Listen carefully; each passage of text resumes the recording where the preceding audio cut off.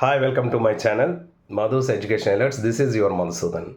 ఈరోజు ఈ వీడియోలో ఏపీ ఇంజనీరింగ్స్ ఏపీ ఎంసెట్ ద్వారా ఇంజనీరింగ్ జాయిన్ అవబోతున్నటువంటి స్టూడెంట్స్ అందరికీ కూడా మనకి ఇంజనీరింగ్ కాలేజెస్ తలక ఫీ స్ట్రక్చర్ని డిసైడ్ చేయడం జరిగింది. ఇది హైకోర్టు తీర్పుకు అనుగుణంగా గవర్నమెంట్ ఫీజెస్ ఏ కాలేజీకి ఎంత ఫీజు అనేది డిసైడ్ చేస్తూ మనకి ఈరోజు నిన్న సండే సర్క్యులర్ అనేది జారీ చేశారు. ఈ జీవో ప్రకారంగా దాదాపు 210 కాలేజీలకు సంబంధించి ఏ కాలేజీలో ఎంత ఫీ స్ట్రక్చర్ ఉంటుంది అనేది మనకి క్లియర్గా ఇచ్చారు. సో దీనికి సంబంధించి ఈ వీడియోలో మనం షేర్ చేసుకుందాం.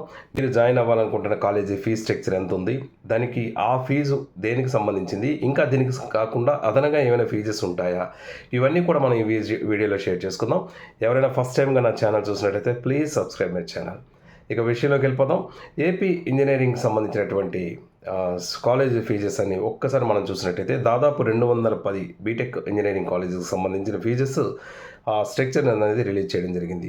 అయితే ఇందులో దాదాపు 1,00,000 నుంచి 1,03,000 నుంచి 1,05,000 ఫీజు ఉన్న కాలేజెస్ ఒక 8 కాలేజెస్కి ఈ ఫీజు అనేది ఇవ్వడం జరిగింది.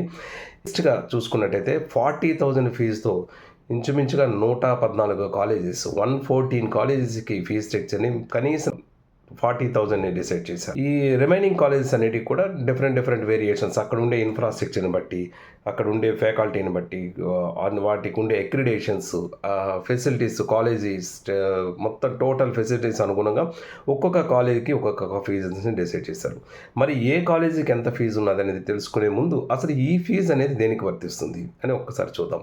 మనకి కాలేజీ ఫీజు అనేది ఇప్పుడు గవర్నమెంట్ ఇస్తున్న కాలేజీ ఫీజు అనేది ఒక ట్యూషన్ ఫీజుకు సంబంధించింది. మెయిన్ కాలేజీ ఫీజులో మేజర్ ఫీజు అనేది ట్యూషన్ ఫీజు ఉంటుంది. ఈ ట్యూషన్ ఫీజుతో పాటు యూనివర్సిటీ ఎఫిలియేషన్ ఫీజు, అలాగే స్టూడెంట్స్ సంబంధించిన కల్చరల్ ఫీజు, అలాగే స్పోర్ట్స్కి సంబంధించిన ఫీజెస్, ఇవన్నిటికీ సంబంధించి ఈ ఫీజు అనేది ఇవ్వడం జరుగుతుంది. ఇది టోటల్గా ఒక కాలేజీకి ఎంత ఫీజు అనేది మనకు డిసైడ్ చేశారు.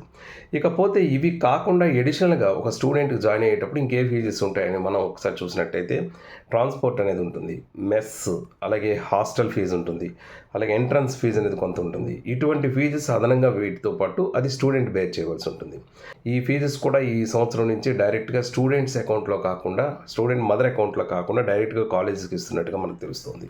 సో ఈ ఫీజెస్ మీరు జాయిన్ అవ్వబోయే కాలేజీకి సంబంధించి ఎంత ఫీజు ఉన్నది అనేది మీరు తెలుసుకోవాలంటే ఈ డిస్క్రిప్షన్ బాక్స్లో దానికి సంబంధించి ప్రతి కాలేజీ తలక ఫీజు ఎంత ఉన్నది అనేది మీకు అందులో ఈ డిస్క్రిప్షన్ బాక్స్లో దానికి సంబంధించిన లింక్ని షేర్ చేస్తున్నాను. దాన్ని మీరు చూడండి. తప్పకుండా మీకు ఆ ఫీజు జాయిన్ అవ్వబోయే కాలేజీ ఫీజు తెలుస్తుంది. ఇవి కాకుండా ఏవైనా బిల్డింగ్ ఫండ్ అని కానీ, క్యాపిటేషన్ ఫీజు అని కానీ ఏ కాలేజీ అనేది తీసుకున్నట్టయితే కఠినమైన చర్యలు ఉంటాయని గవర్నమెంట్ హెచ్చరించింది. సో ఈ కాలేజీ ఫీజు సంబంధించినటువంటి స్ట్రక్చర్. ఇకపోతే ఇవి కాకుండా ఇంకేమైనా ఫీజులు ఉంటాయా అని చూసినట్టయితే అకాడమిక్ సైడ్గా మీకు క్యాంపస్ రిక్రూట్మెంట్ ట్రైనింగ్ అనేది కొంత ఇస్తారు కాబట్టి దానికి సంబంధించి కొంత ఫీజు అనేది ఉంటుంది. అలాగే అక్రిడేషన్కి సంబంధించి ఏదైనా ఫీజు ఉంటే ఫీజు అనేది ఉండొచ్చు. ఇవన్నీ కూడా జనరల్గా చిన్న మిస్లేనియస్ అనేవి ఉంటే ఒక 10,000 to 15,000 వరకు ఉండే అవకాశం అయితే ఉంటుంది. దీనికి సంబంధించి ఇంకా మీకు ఏమైనా డౌట్స్ ఉన్నట్టయితే కామెంట్ బాక్స్లో షేర్ చేయండి. తప్పకుండా నాకు తెలిసిన ఇన్ఫర్మేషన్ అయితే మీకు ఇస్తాను. Thank you so much for your watching. This is your Madhusudan. Thank you.